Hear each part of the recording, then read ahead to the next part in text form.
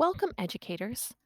We are going to talk briefly about the four-part processing model of word recognition developed by Seidenberg and McClelland.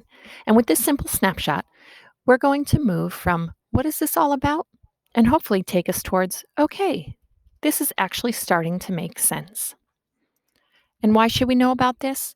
Well, if we want to grow our readers, we need to know our readers. And thanks to neuroscience, we have access to what is going on in the brain when a reader encounters words. So, let's chat about the brain. Seidenberg and McClelland developed this four-part processing model of word recognition after compiling a plethora of research from the brains of skilled and unskilled readers.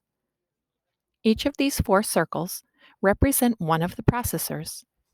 We have a phonological processor, an orthographic processor, a meaning processor, and finally a context processor.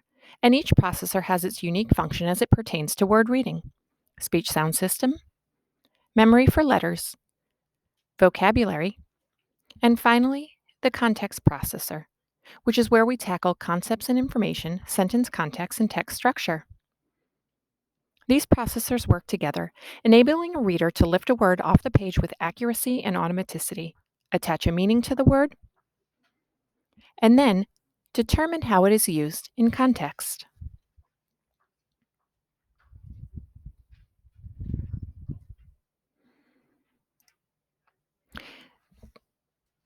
The first level is the connection between the phonological processor and the orthographic processor, the sound-symbol relationship.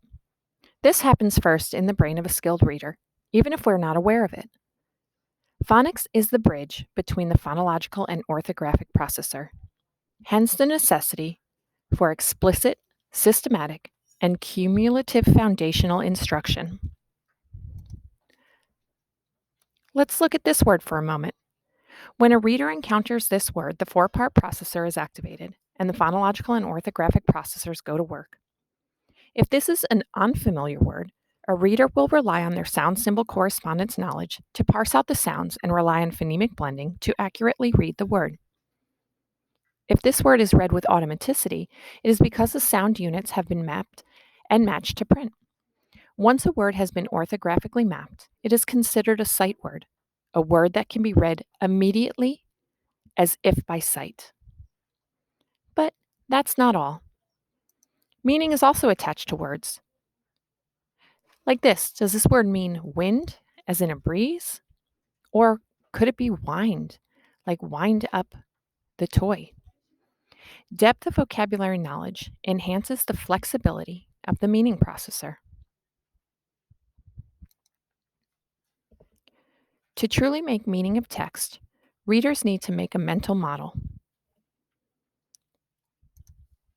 In a sentence like this, the underlined word can pose a challenge.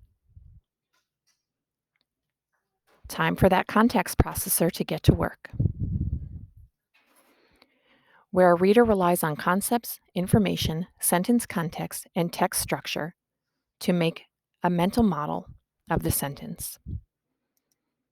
Let's look at the four-part processing model of word recognition again. Teaching students to guess at words without relying on phonetic principles, word parts, and sound-symbol relationships can impact the quality and precision of the system.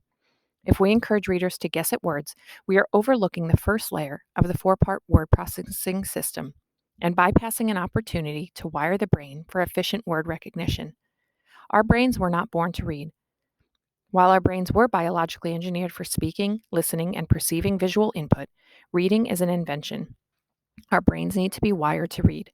And as educators, we need to make sure we are facilitating that process. Sometimes it can seem hard to conceptualize, especially because for skilled readers, this happens faster than the blink of an eye. So take a moment, pause if you have to, and process the information. Are you solidifying something you already know? Did you learn something new? How will you use this information to help your readers?